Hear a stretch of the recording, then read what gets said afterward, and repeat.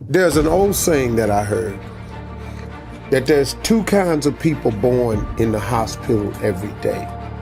There's a person born in the hospital that's going to get a job, and there's a person born in the hospital that's going to give that person the job. You have to decide along the way which one you're going to be. You can be a leader, but a leader is a developed set of skills. It's a developed set. But see, here's what stops the average person from being a leader, is the fear of the consequences of leading. Most people don't want the responsibility of being a leader. But let me tell you the trick though. The responsibility and ramifications and consequences of being a follower is more dire and more severe. Because now, as a follower, you just got to go along with whatever. You know how many adjustments you got to make when you're a follower?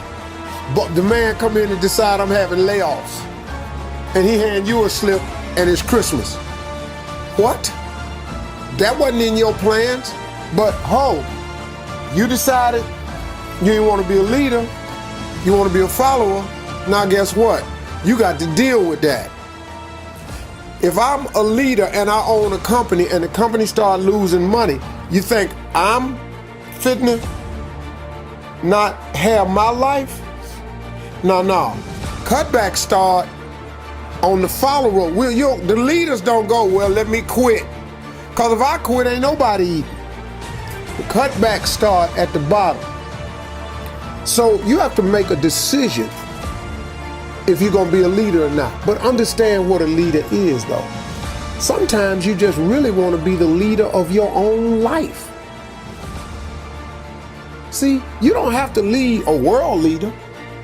I have no aspirations of being Martin Luther King. I have no aspirations of being Gandhi. None whatsoever. I had really no aspirations of being the leader that I've become today. That I got young men listening to me that I wasn't even really counting on. I got dudes emailing me, man, running up to me, man, in essence. This brother ran up to me and Terrence was stopping him from talking to me. And the big brother, about 300 some pounds, sweating, had a chef coat on, had a thermometer pen, sweating all over the place. He had seen me come off stage, saw me go through the back.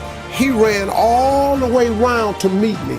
His whole thing was he was a prison inmate down in New Orleans, had been listening to me on the radio since 2005, did his 5 years, got out the joint, started studying in prison food prep because he said, man, you told me one morning you ain't gotta sit there and do nothing. You can better yourself from behind the wall and make one plan on not to come back. He said, you changed my whole life. He said, I come to tell you, man, I'm the chef right now at the Hilton.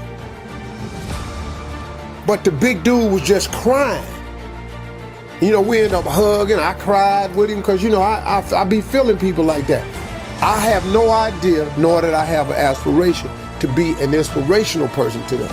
But I have always asked God in my own way to make me a relevant person. I don't want to be a cat that when I die, ain't nobody tripping. Church empty, ain't nothing right here. Because, there's two things, when a person dies on their tombstone, there's a birth date, there's a dash, and then there's a date of your demise. And let me tell you something. When you die, they're not going to talk about your birthday. They're not going to talk about the day you died. The biggest conversation will be about that dash, that little dash. That's the life you lived in the middle of that date of birth and the date of demise. That dash will determine who you are.